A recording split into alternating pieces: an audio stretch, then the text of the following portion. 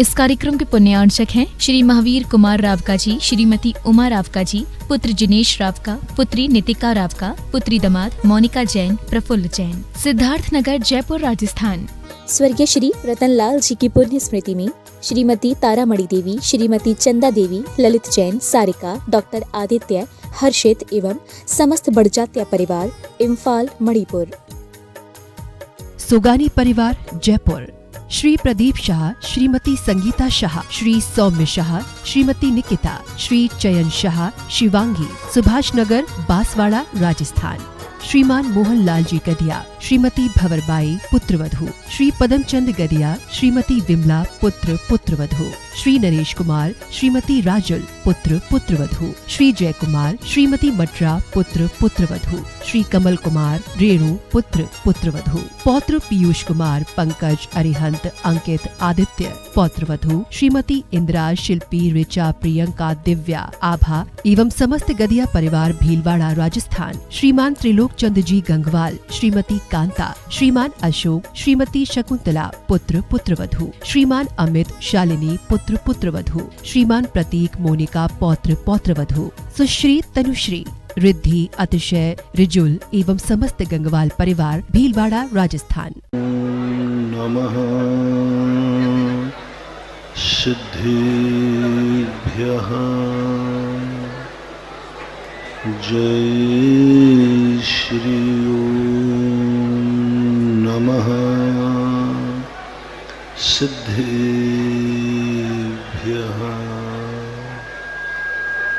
सर्वमंगल मांगल्यं सर्वकल्याणकारकं प्रधानं सर्वधर्माणां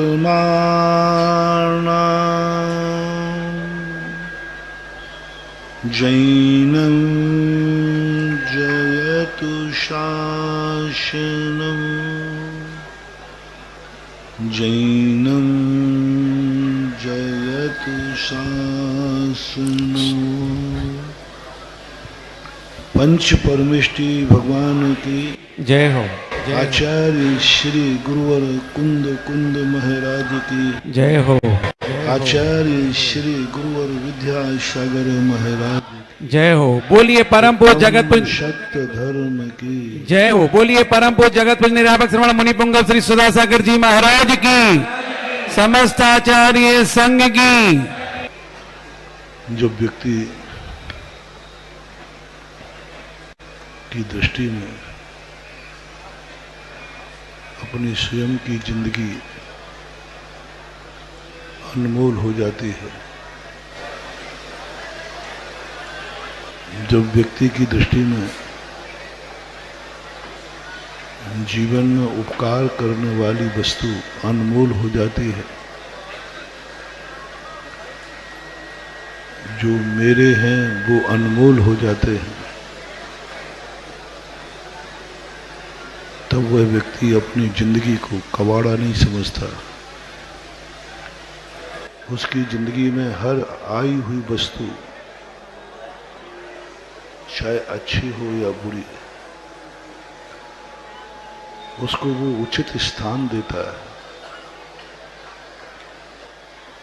प्रशंसा को ही नहीं, वह अपने आप में आई अब यदि उसकी जिंदगी में बुरे दिन भी आते हैं, बुराई भी जिंदगी में आ जाती है, तो बुराई को भी वह अपनी निर्जरा का कारण बना लेता है। संसार में आने वाला व्यक्ति कहीं ना कहीं किसी न किसी रूप में बुरा कर ही बैठता है। संसार में रहने वाला व्यक्ति से कुछ ऐसा हो ही जाता है जो नहीं करना चाहिए। संसार में रहने वाले व्यक्ति से कभी कई बार ऐसे लोग मिल जाते हैं जिंदगी में जिनको वो नहीं चाहता, उसके अनुकूल नहीं है, तो भी जिंदगी में बहुत सारे जीव, बहुत सारे साथी, बहुत सारे परिवार के लोग, रिश्तेदार, ऐसे लोग मिल जाते हैं जो उसके लिए ठीक नहीं होते। फिर भी ज्ञानी पुरुष उन बुरे व्यक्तियों के बीच में भी अपने आप को अच्छे रूप में सुरक्षित कर लेता है। अच्छे लोग के बीच में ही अच्छे लोग नहीं रहते हैं, कभी कभी बुरे लोगों के बीच में भी अच्छे रहते हैं। कीचड़ में भी कमल खिलते हैं, ऐसी बात नहीं है। सारे फूल सुगंधित होते हैं, सारे फूल डालियों पर खिलते हैं, सारे फूल, जितने फूल हैं सब डालियों पर खिलते हैं, लेकिन एक फूल ऐसा है जो कीचड़ में से खिलता है, उसका नाम है पंकज। बाकी और फूलों को पंकज नहीं कहा। सबसे बड़ा महान तो वो है जो कीचड़ में रह करके भी अपने को गंदा नहीं होने देता,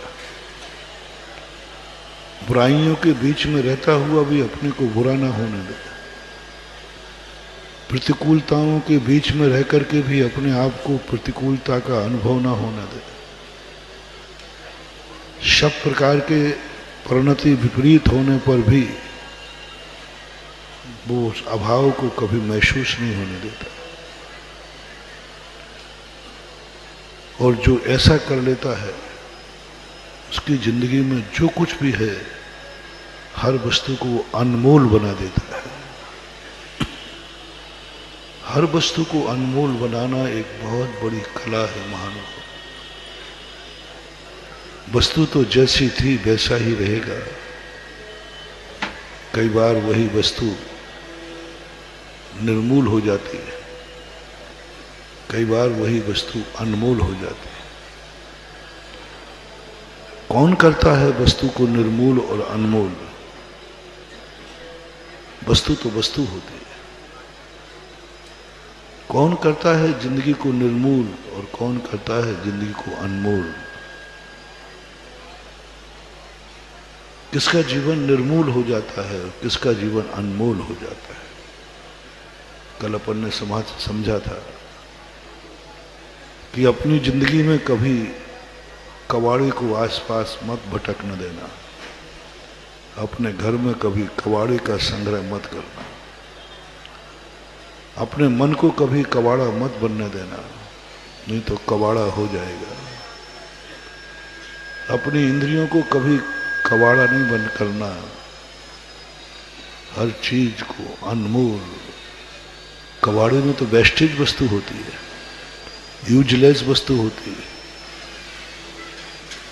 बहुत गंदी वस्तुएं कबाड़े में होती हैं, जो किसी के काम नहीं आते उनको फेंक देते, बोले ये कबाड़ा है।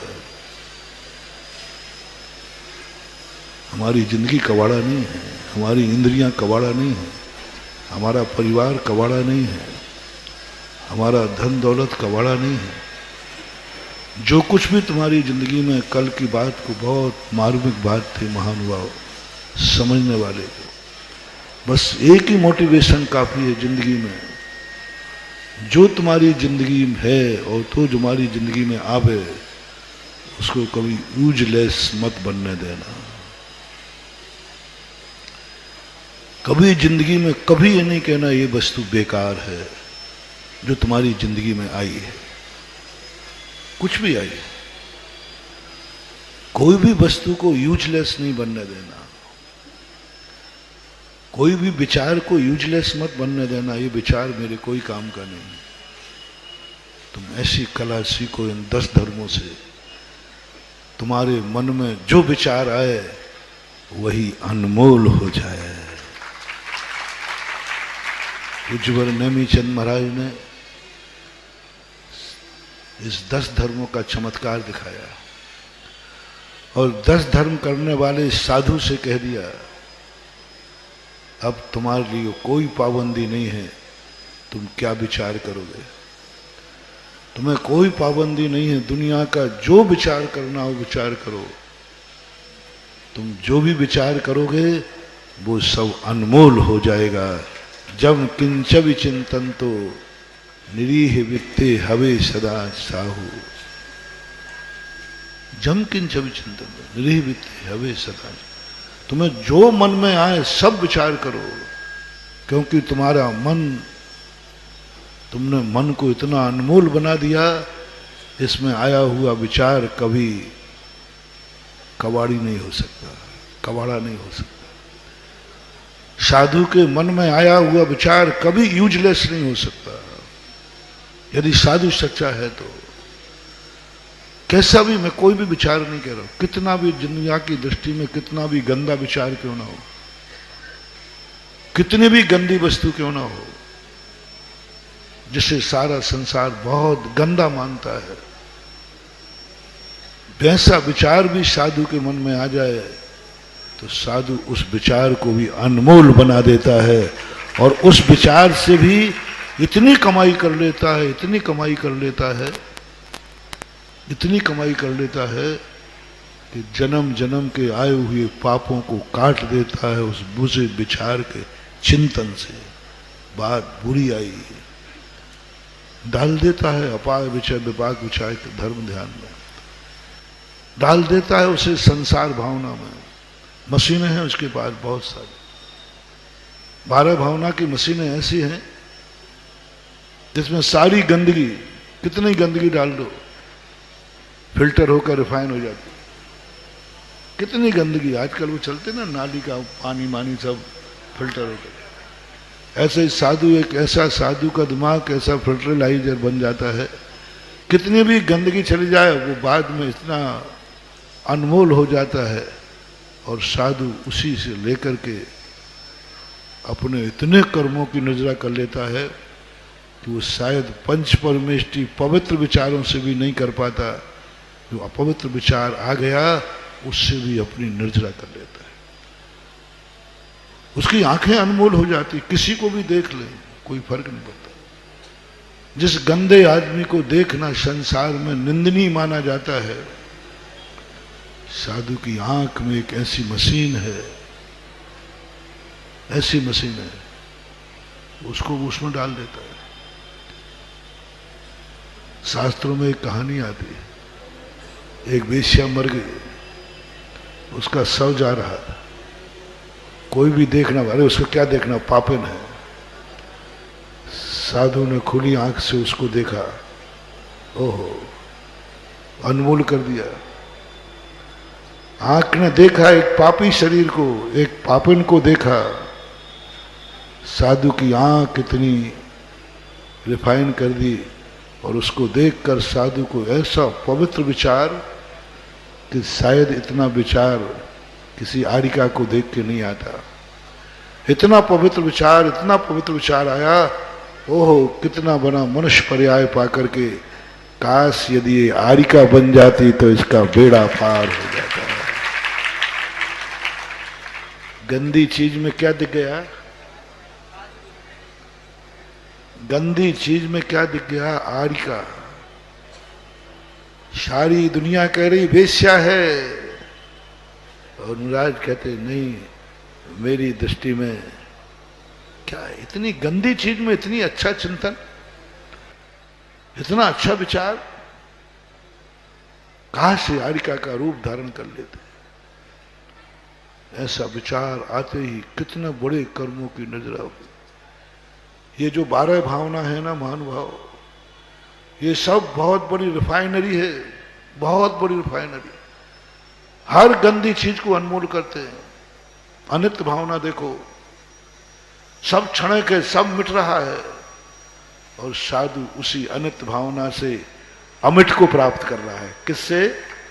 अनित्य से अमर, अनित्य से नित्य, विनाश से अविनाश। अनित्य भावना का अर्थ सब कुछ मिट रहा है, और साधु जब अनित्य भावना पर उतरता है तो वो अमृतता को प्राप्त हो जाता है। जितने लोग दीक्षा लेते तीर्थंकर अमर बनने जाते हैं, नित्य बनने जाते हैं, शाश्वत अविनाशी को पाते हैं। किसके बल पर? पहली भावना कौन सी भाते हैं तीर्थंकर? अनित्य भावना। जा कहाँ रहे हो? नित्य को पाने, शाश्वत अविनाशी में। और भावना क्या भा रहे हो? अनित्य की। लो अनित्य को, अनित्य से नित्य की ओर, अशुचि से शुचि की ओर, अशुचि भावना भा रहे हैं, शरीर की गंदगी का चिंतन कर रहे हैं, नौ द्वार भरे घिनकारी, गंदगी को देख रहे, गंदगी को सोच रहे। गंदगी है जिसे कोई सुनना नहीं चाहता, नाम भी सुनना पसंद नहीं करता। साधु के दिमाग में, साधु की आंखों के सामने वो गंदगी आ गई, उन्होंने अशुचि भावना की मशीन में डाल दिया।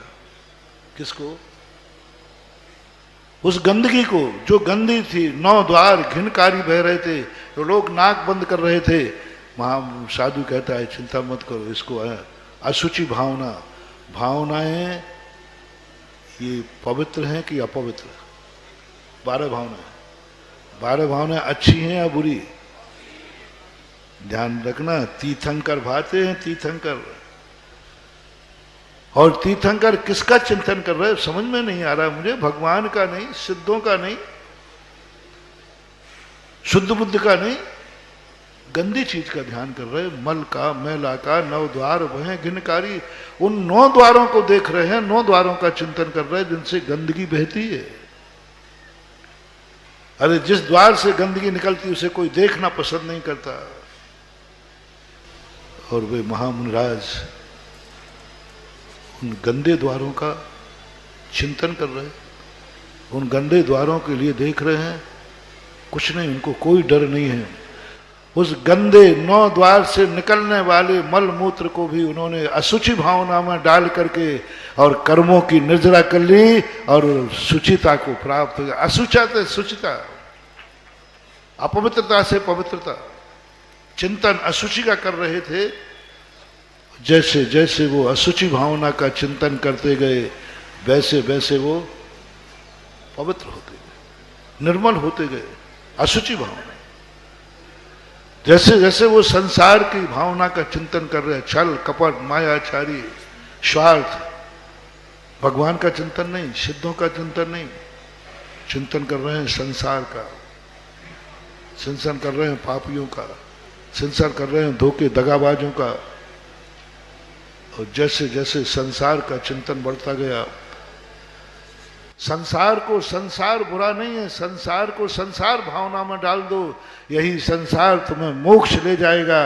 बस भावना में डालना, भावना की मशीन में संसार भावना में डालो।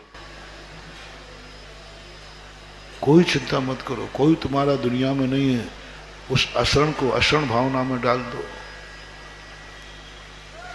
तो एक ऐसी दशा जो कल मैंने कही थी, मन को कभी कबाड़ा नहीं बनने देना। मन में कितने भी, तुम अपनी दुकान को कबाड़ा मत बनने देना। कितने ही पुराना माल आए, पुराना कितना भी पुराना माल आए, तुम्हारी दुकान पे जाते ही वो फ्रेश हो जाए, अनमोल हो जाए। पहले वो कबाड़ा था, गंदा था, यूजलेस था। सामने वाले ने कौन सी वस्तु कबाड़े में बेचता व्यक्ति? कौन सी वस्तु बेचता? जो अब कोई काम में नहीं रही, कोई काम में नहीं रही। लेकिन ध्यान रखना, बड़े बड़े कबाड़ी अमीर हो गए। राजस्थान में एक अजमेर है, वहां केसरगंज है, वो कबाड़ी मोहल्ले बने, सारे कबाड़ी। अरे मैंने कबाड़ी ऐसी गंदी चीजें खरीदते जो कोई काम की नहीं, और उसी कबाड़ा बेच बेच करके आज सबसे ज्यादा अमीर समाज है जायसवाल समाज अजमेर की, और सब कबाड़ी के नाम से जाने जाते हैं। और कहीं के जायसवाल कबाड़ी होते हैं कि नहीं होते मुझे पता नहीं। बुझेगा तू कबाड़ी कहलाता क्या? नहीं, आगरा मागरा के भी नहीं कहलाए, सबसे ज्यादा। और टीकम चंद जी थे, सोनी जी, उनको उठा के लाए थे। इतने गरीब, इतने गरीब, इतने गरीब, बहुत गरीबी थी। कोई कुछ बेचता था, कोई, इतनी गरीबी कि सबसे ज्यादा। टीकम चंद जी को दया आई,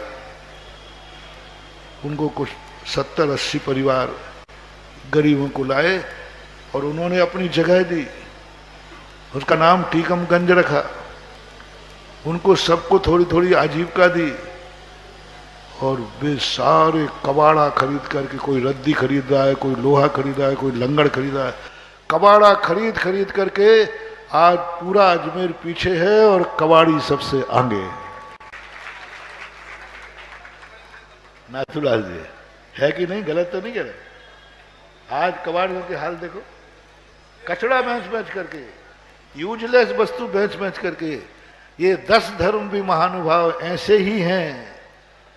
कितनी भी गंदगी आ जाए, लेकिन यदि अपने पास आते ही वो कबाड़ी नहीं रहेगी। दुनिया कहेगी कबाड़ी है, सब कबाड़ा खरीदता है, लेकिन उसके पास आते ही वो ऐसा कमाई करेगा कि अच्छा माल बेचने वाले पीछे और कबाड़ा बेचने वाले आगे हो जाएंगे। इसका नाम है जैन दर्शन। महानुभाव आने दो सब मन में, दिखने दो सब कुछ, बस जिस पर तुम्हारी दृष्टि पड़ जाए वो यूजलेस नहीं,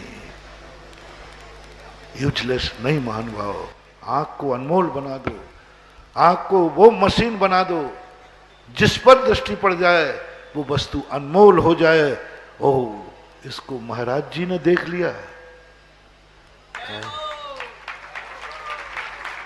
जिसको कोई देख नहीं रहा था, और तुम्हें पता चल जाए मैं उसको यूं करके देखो तो सब लोग कहां देंगे? अरे भैया, इसको तो मैं कुछ गिन ही नहीं रहा था।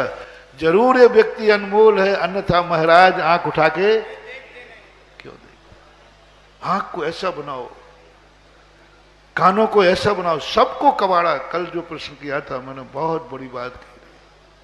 तुम्हारी जिंदगी में कोई भी वस्तु यूजलेस नहीं है, व्यर्थ की वस्तुओं का संग्रह नहीं, जो तुम्हारे किसी काम का नहीं, ऐसे मन में विचार मत आने दो। और विचार आ गया, विचार आ गया तो बस उसे अनमोल कर दो। कोई ने कहा तुम्हारा ये विचार गंदा विचार है, आने दो, बताता हूं। और जैसे तुम्हारे दिमाग में आया वो विचार अनमोल हो गया। कुछ देखो मत, ऐसी वस्तुओं को हम नहीं देखेंगे, नीचे झुका के आंख रखो। लेकिन दिख जाए तो, यदि दिख जाए तो वो यूजलेस नहीं है। गंदी वस्तु भी देखने में आ जाए, उससे भी तुम कमाई करो। वेश्या का शरीर देखने में आया, उससे कमाई कर ली महाराज ने। असंख्यात गुड़ी पापों की निर्जा कर ली, आरिका बन जाती। साधु देखना नहीं चाहता था, लेकिन देखने में आ गया। कौन सी मशीन में डाल दिया?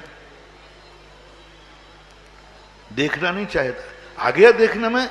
तुरंत उसने कहा आ जाने दो, मेरी आंखों ने जो देखा है इससे भी मैं अपने कर्मों की निर्जरा करता हूं। और उन्होंने तत्व चिंतन की मशीन में डाल दिया।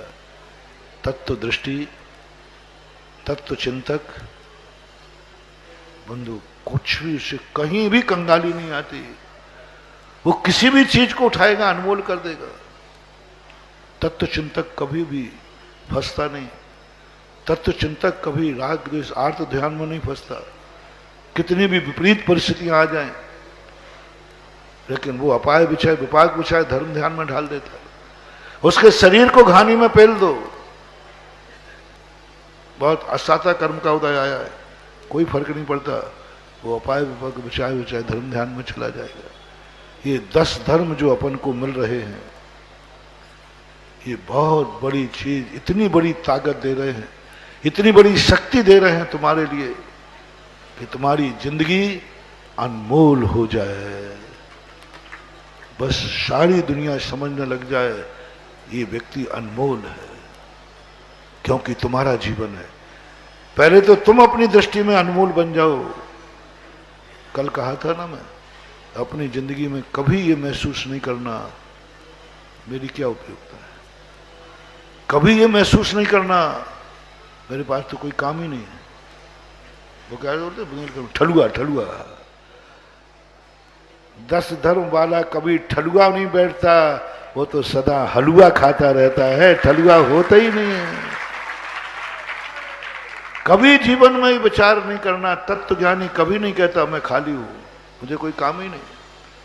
कई लोग कहते महाराज जी मुझे कोई काम धंधा बताओ, कोई व्यस्त बताओ। कई महाराज लोग कहते हमें कोई काम चाहिए। एक महाराज मिले थे हमारे, बोले महाराज जी आप तो बहुत व्यस्त रहते हैं। तो बोले क्या बात है? महाराज हमारा तो मन ही नहीं लगता, कोई काम ही नहीं है।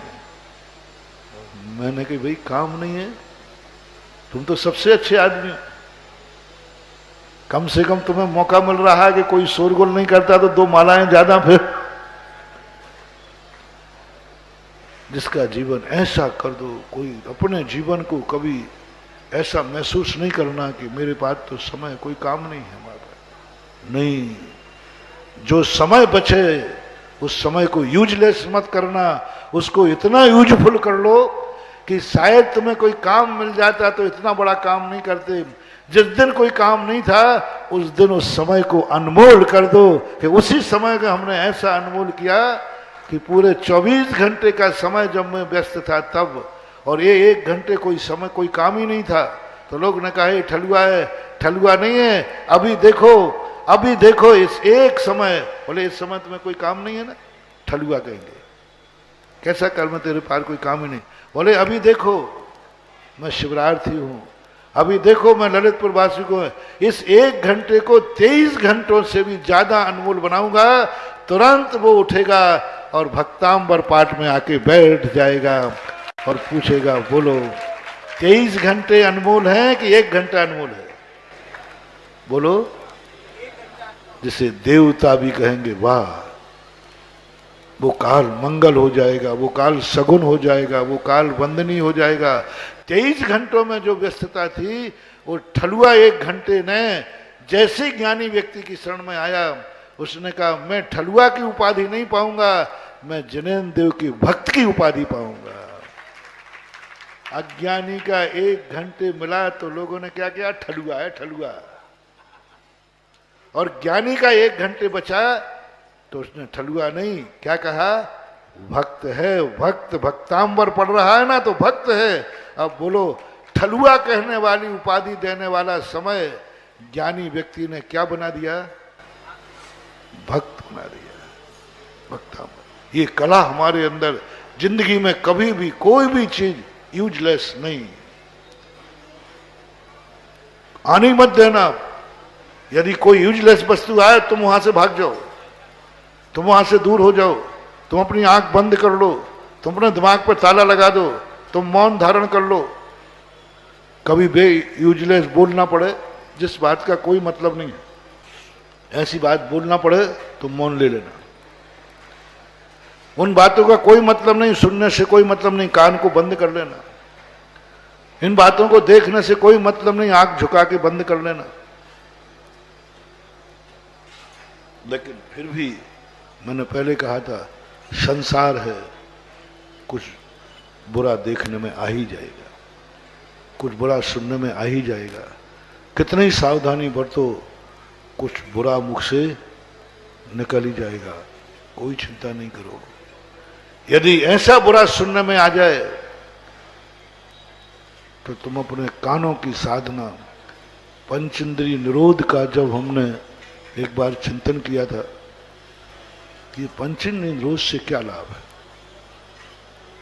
क्या लाभ, इनके निरोध करने को क्यों कहा गया, तब मैंने इतना बड़ा रहस्य किया कि पंचेंद्रिय निरोध करने का अर्थ है कि ऐसा चमत्कार कि कैसा भी शब्द कान में आ जाए वो मंत्र बन जाता है।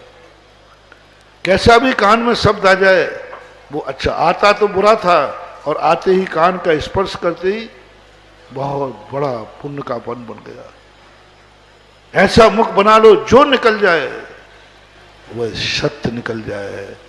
आज उत्तम सत्य धर्म है, क्योंकि सत्य को कुछ कहने की जरूरत नहीं। सत्य कोई वस्तु, प्राप्तव्य वस्तु नहीं, सत्य तो शाश्वत है। 4 धर्म तो अभी पर रूप थे, चारों धर्म नैमित्तिक थे। चारों धर्म में कहीं ना कहीं से पर से बचने का उपाय किया जा रहा था। सत्य धर्म तो हमारा स्वरूप है।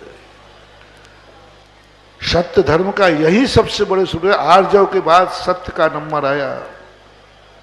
क्यों? जिस व्यक्ति ने अपनी जिंदगी को सबको एक ही नियम ले लिया, मेरी जिंदगी में कुछ भी यूजलेस नहीं होगा, कुछ भी नहीं, दुश्मन भी नहीं, दुश्मन भी मेरी जिंदगी में आएगा अनमोल हो जाएगा, दुश्मन भी मेरी जिंदगी में आएगा मेरे साथ वो भी अमर हो जाएगा, दुश्मन भी मेरे से टकराएगा वो भी माला माल हो जाएगा, दुश्मन भी टकराएगा। राजा सनक यशोधर महाराज से टकराए, दुश्मन आया, महाराज कहते कोई फर्क नहीं पड़ता, ये दुश्मन जो मुझे टकराने आया है मेरे गले में सांप डाल रहा है, देखना मेरे से टकराया है ना, मेरे से टकराया है ना, ये भी अनमोल हो जाएगा। पापी भी साधु से टकराए, लोहा भी पारसमणि का स्पर्श करे तो लोहा भी बस आज का दिन कल के उपसंहार का दिन है। कल जो तुम्हारे लिए दिया था कि तुम इतने पावन पवित्र बनो कि गंदा व्यक्ति भी, कल एक प्रश्न किया था ना व्यक्ति ने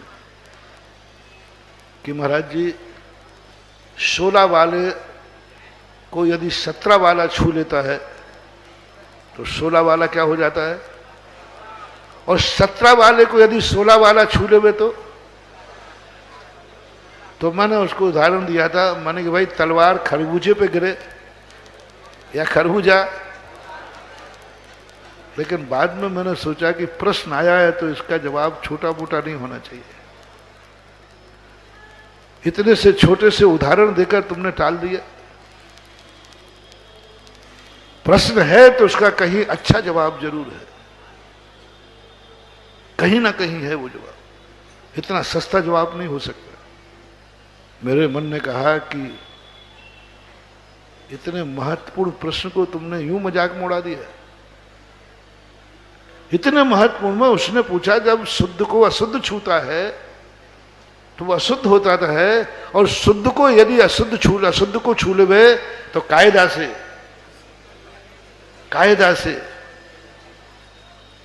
तुरंत मुझे ध्यान आया, होता है ऐसा, होता है।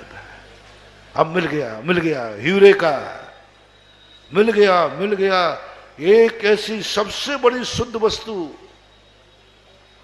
अशुद्ध वस्तु को छू लेती है तो वो शुद्ध होती, स्वभावता सुचौकाए रत्नत्रय पवित्रते। समंत्र भद्र महाराज ने कहा कैसे उत्तर दे दिया तूने, शुद्ध अशुद्ध को छूवे तो शुद्ध अशुद्ध हो गया, और शुद्ध अशुद्ध को छू लेवे तो वो भी शुद्ध होता है। रत्नत्रय शुद्ध है कि अशुद्ध, जल्दी बोलो। और ये शरीर शुद्ध है कि अशुद्ध? रत्नत्रय शरीर को छू लेता है तो रत्नत्रय छुआ हुआ शरीर भी पवित्र इतना हो जाता है कि वो गंधोदक बन जाता है। रत्नत्रय शुद्ध है, शुभावता सुचौकाए रत्नत्रय पवित्र थे। रत्नत्रय पवित्र, इतना शुचि, और रत्नत्रय आ गया उसमें। क्या है इन पैरों में? मैं कहा करता हूं तुम हमें परेशान क्यों करते बताओ। चलता हूं, मेरे पैर पकड़ते हो, गिर जाऊं, दांत टूट जाए, समझ में नहीं आता। क्या तुम्हारे पास पैर नहीं है रे क्या? सब लूले लंगड़े अंधे क्यों पकड़ते? महाराज के पैर धोने के लिए कमेटी वाले लाखों रुपया ले लेते, पागल कहेंगे।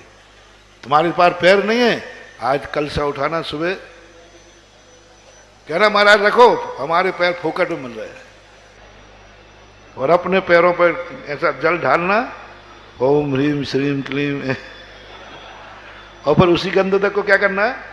निर्मलम निर्मलीकरणम पवित्रम पापनाशनम। बताओ पैर हैं कि नहीं? तो फिर तुम्हारे पैर गंदे क्यों? क्यों साधु के पैरों का लाखों रुपया दे करके अभिषेक करना चाहते? क्या है इन दोनों पैरों में?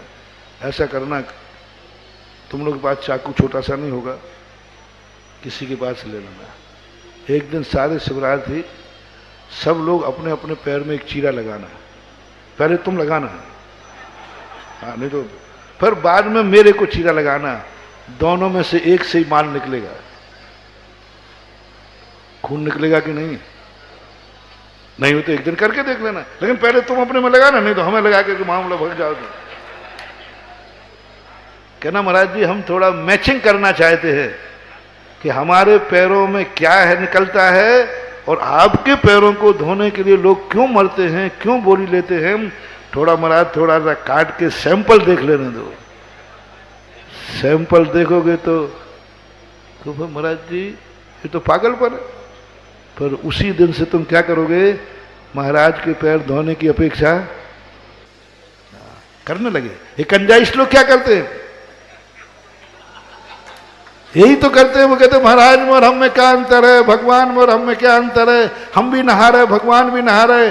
वो क्या अंतर है, भगवान का नहन और स्वयं के नहन में कोई अंतर ही नहीं लगता उनको रहता भगवान के ऊपर भी पानी ढल रहा है और हमारे ऊपर भी पानी ढल रहा है। महाराज के भी पैर हैं, हमारे भी पैर हैं, दोनों में क्या अंतर है, पागलपन है। उन्होंने अपने पैर धोकर गंदोदक बनाना शुरू कर दिया।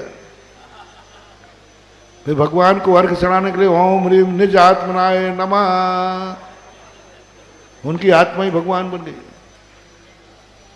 क्या है महानुभाव, सबसे पहले आचार्य समंतभद्र महाराज ने ये खोजा था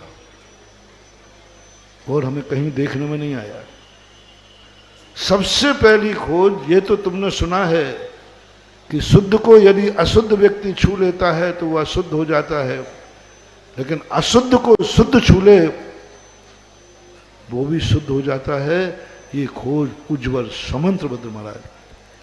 सभी आचार्यों ने शरीर की निंदा की, घिनौना कहा, सब कुछ कहा, बहुत अशुभ कहा इसे, लेकिन समंतभद्र महाराज कहते हैं एक वस्तु दुनिया में ऐसी है जो इस घिनौने शरीर को भी पवित्र कर सकती है, जिसका नाम है रत्नत्रय।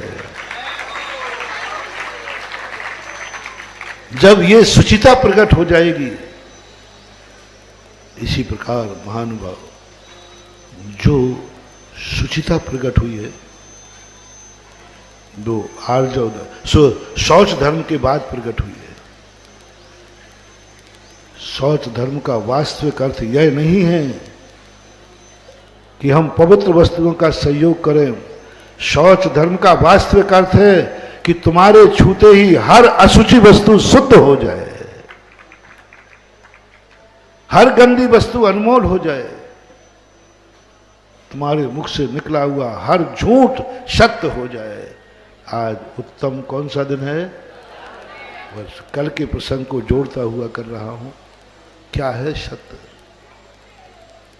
जिस सत्य धर्म को अपन मना रहे ये कहीं मिलते ही नहीं। ये पर प्रत्यय रूप नहीं है, ये तो अस्थिमान है। और इसके इतने सब धर्मों को समझा जा सकता है। सत्य को समझना, सत्य को पाना बहुत कठिन है। पता नहीं किस किन दरवाजों से आता है। मैं कह रहा हूं ना, पाप के दरवाजे से, झूठ के दरवाजे से, ना जाने कितने दरवाजों से, कहां कहां से आ जाए। सत्य धर्म, सत्य का कोई दरवाजा नहीं होता, सत्य के दरवाजे ही नहीं होते, सत्य के दीवाले नहीं होती। सत्य असीम होता है, किसी भी दरवाजे से कभी भी किसी भी जीव के जीवन में प्रवेश कर सकता है। सत्य, झूठ से भी सत्य की उत्पत्ति होती है। सत्य भगवान की मूर्ति, सारी दुनिया कह रही है पाषाण है, लेबोरेटरी में टेस्ट करा लो, लेकिन पता नहीं क्या भक्त की आंख बन गई।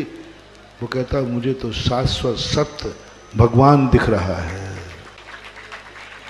एक पाषाण में, पुद्गल में अनंत चतुष्टय का धनी, देखो कहां जड़, कल पड़ा था ना अपने छेड़ाना में।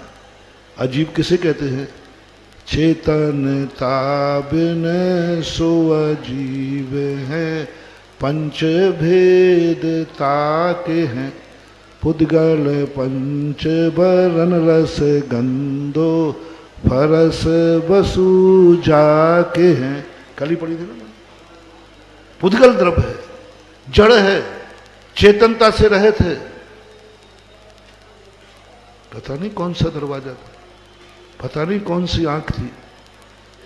भक्त कहता है जो चेतनवान सत्स्वरूपी शाश्वत है, मैं उसको नमोस्तु कर रहा हूं। पुद्गल में सत्य का वर्णन, पुद्गल में चेतन का दर्शन, कितना बड़ा। पुद्गल में, जड़ में, पाषाण में, सारे लेबोरेटरी वाले कह रहे हैं भैया पाषाण है, पाषाण है। भक्त कहता है मुझे तो भगवान दिख रहे हैं और भगवान का फल पा रहा है। पाषाण को नहाने से कोई गंधोदक नहीं होता, पाषाण को नहाने से कोई 700 कोड़ियों के कोड़ दूर नहीं होते हैं। भगवान के नहन से कोड़ियों के कोड़ दूर होते हैं। सारी दुनिया मूर्ति को नहा रहे हैं, पाषाण को, और भक्त कहता है मैं तो भगवान का नहन कर रहा हूं। मानो नहन परसन करो, साक्षात वो भक्त में आता अभिषेक पाठ में, साक्षात श्री जिन देव को मानो नहन परसन करो। क्या है ये आंखें, कहां देख रहा है सत्य, कहां है सत्य? जो सत्य है वो सिद्धालय में है, सत्य जो भगवान है वो सिद्धालय में बैठा है। और ये भी सत्य है कि वो कभी लौट के नहीं आता। ये भी सत्य है कि वो एक है और वो सिद्धालय जा चुका। काले कल्प सते पिछा गते शिवानाम न च विक्रिया लक्ष्या। 3 लोक में कृत्य प्रलय पड़ जाए, जैन आगम के अनुसार जो एक बार मोक्ष चला गया वो कभी लौट के नहीं आता। ये सत्य है कि असत्य है? ये सत्य, कभी लौट के नहीं आता और वो एक है। लेकिन फिर ये मंदिर में क्या है? ये मंदिर में कौन है? शास्त्रों में स्पष्ट लिखा अभिनंदन नाथ भगवान। अभिनंदन नाथ टोंक से कौन सा कूट है वो? आनंद कूट से वो मोक्ष चले गए हम और ठीक सिद्धालय में बैठे हैं। फिर ललितपुर के क्षेत्रपाल मंदिर में कौन बैठा है? कौन बैठा? पथरा, पाषाण, काला काला पाषाण है। कौन बैठा है? कौन बैठा है? सत्य कहां है और सत्य का दर्शन कहां हो रहा है? सत्य के रूप देखो कितने। यदि वह सत्य है तो यह क्या है, और यह सत्य है तो वह क्या है? सत्य क्या है? सत्य क्या है? यदि वही सत्य है तो फिर इस सत्य के सामने आप अभिषेक क्यों कर रहे हो? इसके अभिनंदन नाथ भगवान क्यों कहते हो? कोई नहीं कहता कि मैं अभिनंदन नाथ भगवान की मूर्ति की पूजा कर रहा हूं। सब एक ही कहते हैं मेरे मंदिर में अभिनंदन नाथ हैं, मूर्ति नहीं। अभिनंदन नाथ की मूर्ति तो चोरों को दिखती है, भक्त को तो साक्षात अभिनंदन नाथ भगवान दिखते हैं। चोर को दिखती है मूर्ति, चोर को दिखती है आकार। जैसे अभी पारोल के अंदर आज चोरी हो गई ना, उनको मूर्ति दिख रही थी, लेकिन मुझे कहा आज महाराज जी हमारे पारसनाथ भगवान चले गए। मैंने कहीं नहीं है, वो तो सिद्धालय में। अरे महाराज मंदिर में, हमने मूर्ति बोलो ना। नहीं, मूर्ति कैसे बोल दो? चोर के लिए मूर्ति थी, भक्त के लिए तो भगवान थे। ये सत्य कहां से आया? कितने रूप में बट गया सत्य। भक्त कहता है मेरा अभिनंदन नाथ भगवान ये बैठा है, जिनवाणी कहती है अभिनंदन नाथ भगवान सिद्धालय में। दोनों में से सत्य क्या है? चमत्कार क्या है? सिद्धालय में भगवान दिख रहे हैं, वो चमत्कार है कि पाषाण में अभिनंदन भगवान दिख रहे हैं? चमत्कार क्या है? पाषाण में इनसे अपना काम होना है। हाट में भगवान की जैसी स्थिति हुई, वंदे विबंदम महताम सिंद्रम, जैसे ही नमस्कार किया पाषाण फट करके चंद्रप्रभु भगवान की मूर्ति निकल आई। ये शक्ति भगवान के अंदर भी नहीं होती है, ये शक्ति किसमें होती है? तुम्हारा नमोस्तु कैसा है? हैं? वहां भगवान था नहीं, वहां कोई भगवान को मानने वाला था नहीं, वहां उस पाषाण में भगवान था नहीं। ऐसे ही रास्ते का पड़ा हुआ ठोला उठा के रख दिया। लेकिन एक सत्य ऐसा, भगवान का सत्य तो तुमने समझा है, लेकिन भक्त का सत्य समझो, उससे अपना बेड़ा पार होना। नमोस्तु का सत्य, उसने नमोस्तु किया, भगवान वहीं प्रकट हो गए, मंदिर बन गया, मूर्ति हो गई, सब कुछ हो गया, जय जयकार हो गई। बोलो ये चमत्कार किसका है? सत्य क्या है? सिद्धालय में सत्य है, मंदिर में सत्य है, कि वो पाषाण की चट्टान में सत्य है? सत्य कहां है? सिद्धालय में चंद्र प्रभु हैं वह सत्य है, कि तिजारा में चंद्र प्रभु हैं वह सत्य है, कि ये घड़ी में बैठा हुआ भगवान सत्य है? एक चट्टान सामने रखिए, उसमें सत्य। सत्य कहां है? कहां है सत्य? बंधु, सत्य कहता है जहां तू है वहीं सत्य है, बाकी और सब बेकार है। जहां तू है वहीं सत्य है। तू कहां देखना चाहता है? तू कहां विद्यमान है? मैं इस समय पहाड़ में एक चट्टान के सामने हूं। बोले वहीं सत्य है, चिंता मत कर, तेरा सत्य, सत्य कभी पर रूप नहीं होता, सत्य स्वयं अंदर से प्रकट होता है। ना सिद्धालय का भगवान सत्य है, ना मंदिर का है, ना पर कुछ नहीं। जहां हमारा नमोस्तु है, जिस जगह जुगाओगे मत्सक, वो पत्थर देवता हो जाए। स्वयं प्रकट करो सत्य। सत्य खोजते खोजते जिंदगी निकल गई महानुभाव। सच्चा भगवान खोजते खोजते जिंदगी निकल गई। सच्चा भगवान खोजने के साथ साथ आज स्वयं का सच्चा बनने का प्रयास करो। जिस दिन स्वयं सत्य को खोजो, कितना खोजोगे, कहां खोजोगे? हम पर में सत्य खोज रहे हैं, हम सिद्धालय में सत्य भगवान को खोज रहे हैं, हम मंदिरों में सत्य को खोज रहे हैं। हमें खोजना है आज सत्य नमोस्तु में। मेरे नमोस्तु में सत्य है। कहां थे जेल में? तुम्हारे पास तो अभिनंदन भगवान बैठे भक्तांबर पढ़ते समय। कहां पढ़ रहे भक्तांबर? भगवान बैठे सामने, इनके सामने पढ़ रहे। भक्त कहां था? जेल में भक्तांबर। कहां था जेल में भगवान? कहां था? और मानतुंग आचार्य ने भक्तांबर जेल में पढ़ा, न जहां मंदिर था, न भगवान थे। और भक्तांबर ऐसा पढ़ा, ऐसा भक्तांबर पढ़ा कि उस भक्ति से 48 तारे टूटकर बाहर निकल आए। चमत्कार कहां है? आदिनाथ में कि भक्तांबर में? आदिनाथ में चमत्कार है तो सिद्धालय जाना पड़ेगा फाइल पास कराने के लिए। जाओ,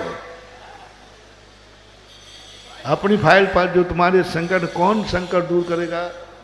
महाराज वो तो भगवान है, पारसनाथ है।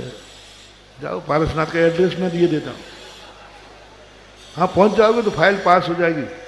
मेरी पर्ची ले जाना, मैं कह दूंगा ये फलाने ग्रुप का फलाना शिवराज जी नंबर है, भगवान इसकी फाइल, गारंटी दे रहा हूं। और मेरी सिफारिश जिस फाइल पे हो वो नामंजूर हो ही नहीं सकती। मेरी पहुंच भगवान तक है, दावा कर रहा हूं, गारंटी दे रहा हूं, गारंटी। बस अब तुम वहां तक नहीं पहुंचवा तो मैं क्या करूं? ऐसे कारी गारंटी देने में क्या आपत्ति है? लो पर्ची ले जाओ, भगवान सिद्धालय में है, यहां से 7 राजू ऊपर हैं, दूरी बता देता हूं, और 7 राजू में 45 लाख योजन की सिद्धशिला मिलेगी। ठीक पारसनाथ टॉप के ऊपर मिलेंगे, बहुत सारे मिलेंगे सिद्ध भगवान, पहचान बता देता हूं, कौन जाएगा फाइल पास कराने के लिए? चले गए। और जिस समय तुम वहां पहुंच जाओगे वहां फिर फाइल पास कराने की जरूरत ही नहीं पड़ेगी, तुम लौट के ही नहीं आ पाओगे, ध्यान रखना। कहां है? आदिनाथ में चमत्कार नहीं है, आदिनाथ की भक्ति में चमत्कार है।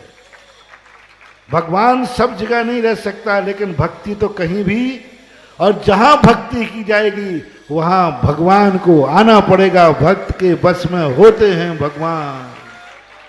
जेल में जाकर के भक्ताम पर पड़ा, ताले टूट गए। किसमें चमत्कार, कहां है सत्य? जिस सत्य की आज मुझे जरूरत है वो सत्य हमारे पास है। जिस सत्य की जरूरत है, मैं उस सत्य की बात नहीं कर रहा हूं जो प्रमाण रूप है, वो तो सिद्धालय में है, अभी उसकी जरूरत नहीं है। अपन कौन से काल के जीव हैं? पंचम। उस सिद्धालय में बैठा हुआ सिद्ध भगवान अपने कोई काम का नहीं है, कोई काम का नहीं है, कुछ भी किंचित मात्र भी काम का नहीं है। अपन लाख उपाय करें, कुछ भी कर लें, लेकिन वो सिद्ध भगवान मेरे काम आने वाला नहीं। वो तुम वहां पहुंच भी जाओगे ना तो वो क्या कह देगा, ये फाइल मेरे डिपार्टमेंट की नहीं है। बड़ी मुश्किल से पहुंचे, बोले तुम्हारी कौन से काल की? पंचम काल की। बोले पंचम काल की फाइल इस डिपार्टमेंट में पास नहीं होती, हम चले आओगे भौंदू के भौंदू। इसलिए मैं कह रहा हूं सिद्धालय में बैठा हुआ अपना सिद्ध भगवान कोई काम का नहीं है। अब दो भगवान बचे, दो सत्य बचे, एक मंदिर में बैठा हुआ, ये अपने काम का है, इनको मत छोड़ना, इनसे फाइल पास कराओ। और महाराज हो सकता है राजा को गुस्सा आ जाए तो आपको भी निपटा दे कि ऐसे कोड़ी मुनिराज हमारे राज्य में क्यों आए। महाराज ध्यान में बैठ गए, ध्यान में बताते हैं एक ही भाव स्तोत्र की रचना की। एक ही भाव, एक स्रोत है, 36 श्लोकों प्रमाण। बस रात में वो ध्यान करते रहे। सुबह महाराज तो ध्यान में बैठे, उनको कोई खबर नहीं है।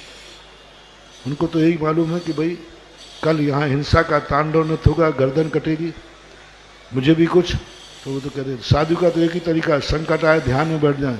वो ध्यान में बैठ गए, उनको कोई खबर नहीं। जनता आई, सबने देखा, वो व्यक्ति भी आया साथ में, बंदी बना के लाए, पकड़ के लाए उसे, तो भाग नहीं जाए। सब देखा, महाराज की काया कंचन सी, मत्या भवंति मकर ध्वज तुल्योपा। राजा कहता है, सब लोग कहते महाराज जी, राजा साहब रात भर में माल बदल गया। ध्यान रखना, हमारे दिगंबर मुनिराज दुनिया पलटे तो पलट जाए, रात में बिहार नहीं करते हैं। ये वही महाराज हैं। कंचन सी काया देख करके राजा ने कहा, जिन जिन लोगों ने मुनि को कोड़ी बोला था उन सबको बंदी बना लिया जाए, उन सबके जीभ कलम कर दी जाए। महाराज ने जैसे ही आंख खोली, अरे यहां तो दूसरा मामला हो रहा है। बोलो सत्य क्या था? महाराज ने देखा ये शरीर तो कंचन सा हो गया। किससे हो गया? भगवान की भक्ति से नहीं, उस भक्त की भक्ति से। मैं मुनि की निंदा नहीं सुन सकता, बस मैंने जो कह दिया वही होगा। चला करके झूठ बोल रहा है, बुद्धिपूर्वक झूठ बोल रहा है, और जाकर के सत्य प्रकट हुआ। बोलो सत्य क्या था? कोड़ी महाराज थे कि नहीं? बोलो ना। लेकिन सत्य क्या था? सत्य क्या था? सत्य क्या हुआ? जो भक्त ने बोल दिया वो सत्य हुआ, कि जो ओरिजिनल सत्य था वो सत्य हुआ। ओरिजिनल सत्य को हार खाना पड़ी, और भक्त के मुख से निकले हुए सत्य ने विजय प्राप्त कर ली। इसलिए इस मुख को, यदि तुम सत्य न बोल सको, यदि तुम सत्य न पा सको, वो सत्य जो शाश्वत अविनावी अवक्तव्य है, वो सत्य ना पा सको, तो सत्य बोलने का प्रयास करो, अन्यथा मौन धारण करो। और यदि मौन न रह सको, सत्य न बोल सको, तो तीसरा ऐसा मुख बनाओ कि इस मुख से जो निकल जाए ये हमारे हाथ में है, ये हमारे हाथ में है। उस भक्त जैसा आज तुम्हें 2-3 उदाहरण बहुत मार्मिक दिए। एक वह उदाहरण जो तुम्हारा मुख अबुद्धि पूर्वक निकला।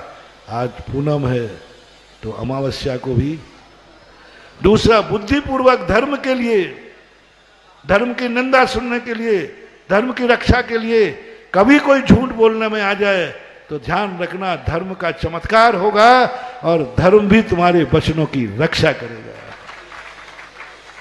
और इसलिए मैंने कल कहा था, मुंह को कबाड़ा मत बनने दो, मुंह से निकला हुआ शब्द बोलो अनमोल। ये मत बोलना यूं निकल गया, जुब्बा स्लिप हो गई, मेरा भाव ये नहीं था, क्या कहना, नहीं, निकल गया तो निकल गया, वही होके रह, जिद मत करना, प्रैक्टिकल होगा, नहीं तो बेटा मरोगे। इतना दम करो कि मेरे मुंह में वह सत्य का मशीन लगी हुई है कि इसमें जो भी असत्य जाएगा, जो भी कचड़ा जाएगा, जो भी कबाड़ा जाएगा, वो हमारे मुंह में आने के बाद अनमोल हो जाएगा और सारे जगत में चमत्कार का कारण होगा। इसलिए मैं ये नहीं कह रहा हूं कि संसार में गंदगी नहीं है, लेकिन तुम इतने पावन हो जाओ, तुम्हारे पास वो रत्नत्रय की मशीन लग जाए कि अशुद्ध भी। कल के प्रश्न का जवाब है कि 17 वाला को यदि 16 वाले छू ले तो हो सकता है आपके पास मशीन लगाने की जरूरत है, झूठ भी सत्य हो सकता है, बस ये मशीन की सिद्धि कर लो। श्रद्धा और अंधा की श्रद्धा की भक्ति भी सही हो सकती है, वो मशीन सिद्ध कर लो। महावीर भगवान की।